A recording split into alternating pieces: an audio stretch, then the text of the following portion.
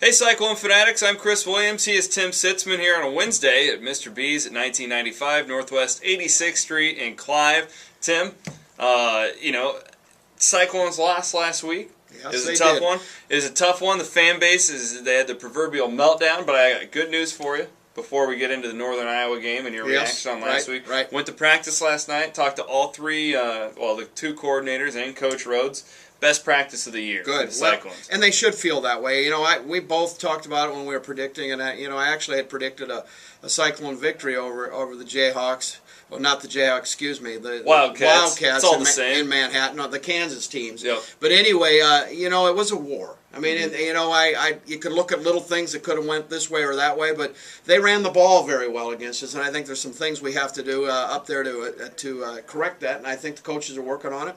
A lot of faith in the coaching staff. We have good defensive-minded people up there. Mm-hmm. They should have nothing but a positive attitude. Yeah, well, and I talked a lot this summer about how you had to dominate the Sunflower State. That's not going to happen this year. So what do? Last year they lost to Kansas State, and everybody thought a bowl game was impossible. Well, you pick yourself up and you beat a team that you're not supposed to. In that case, it was the Nebraska Cornhuskers. So now maybe you beat both Utah and Texas Tech, or maybe you knock Missouri off. November 20th, Missouri into the year with that spread offense in the wind tunnel of Ames, Iowa. Right. Anything can happen. Anything can happen going forward, and I think they got to look at this as a game to game, and I know coaches do that all the time, and it's improvements that they have to make. This could be, in fact, a better team than last year and not as good a record. I think we could have all said that earlier in the season, and I think Coach Rhodes says, hey, we've got a tough schedule, but I think he's doing a terrific job. He's positive with the kids. He's setting himself up to get new recruits and be a better team in the future, and it's small steps. I think, too, that this offense, it's too talented to be as bad as they've been so far. Very talented offense. I honestly think if you clear up the penalties, that's going to do so much. It's going to do a lot for Austin or Nod, because with that offense that they're running right now, when you get into a 1st and 20 situation, well, they don't have enough big players. A-Rob isn't stretching the field right now. No, none of the receivers are stretching the field. They're not even running routes to stretch the field consistently. I agree at this point. So you can't give yourself a long field to work with and expect a lot of success. And I think once you clear the penalties up, then the play calling is going to be opened up a little bit more. I think Austin will feel more comfortable. Maybe the receivers aren't as tight. They don't drop certain passes.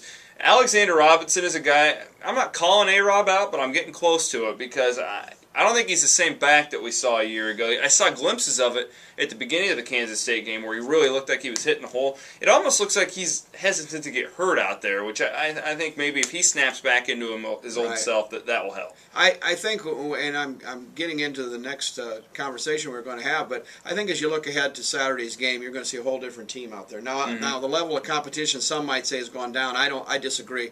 I think Northern Iowa is still a quality football team. But I really think we're going to see the offense click tremendously on Saturday. Yeah.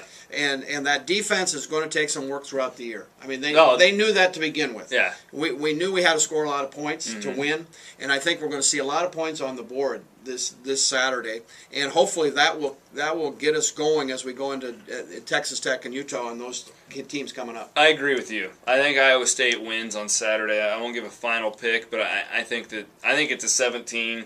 Maybe a 21-point game. I was just going to say they're going to score in the 30s, and I think they can hold UNI into that 15 to 20-point range. Yeah, and Northern Iowa is good. Wally Burnham told me last night that they're, including Iowa, he said Northern Iowa is the fastest team. They have the most speed of any team we've seen so far. So this is, FCS teams beat BCS teams all the time. They do. It's not like not it's unusual. really uncommon. No.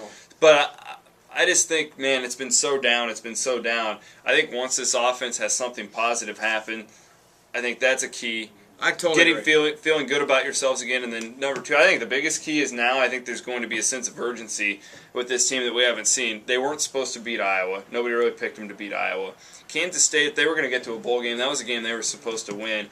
They got to be thinking right now, listen, we can't lose any more of these games we're supposed to win. We're going to have to knock somebody off. Bowl game is their goal. Right. And it should be. Now the urgency's got to be there. I don't think the bowl game's out of the question, and I don't think they should put it out of their minds up there in Ames, Iowa. I think they still have an opportunity to get there, and I think the coaches still think they can get there. Oh, it's got to be improvements on both sides of the ball.